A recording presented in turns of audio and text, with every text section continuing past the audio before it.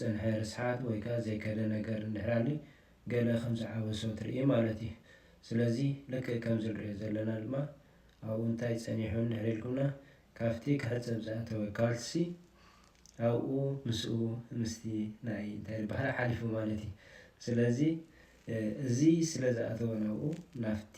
ናይ ማይ ዝሓልፈሉ ድማ ምስቲ ፓምፕ ስለ ዝዓፅዎ እታ ማሽን ካብ ብሎው ንኸይኮነና እቲ ናቱ ቴርሞስታት ወይ ከዓ ናይ ኩሉ ናቱ ኮንትሮል ዘለዎ ኢረር ዝብል መፀና ትጠንቅኻ እቲ ኮዳት እንድሕር ሪእና ናይ ዝኾነ ኢረር ኮድ ኣለዎ እቲ ኮድ ሰርች እንድሕር ጌርና ምስቲ ናትና ዓይነት ኣይተም ወይ ከዓ ናይቲ ሞዴል ናይቲ ንብረት እንጥቀመሉ ርኢና ሰርች እንድሕር ጌርና እቲ ኮድ እንታይ ምዃኑ ይነግረና እቲ ጠንቂ ማለት እዩ። ስለዚ ነዊሕ ከይከድኩ እዚ ምስ ፈትሕክዎ ኣብኡ ዝፀንሐኒ እንድሕር ነይሩ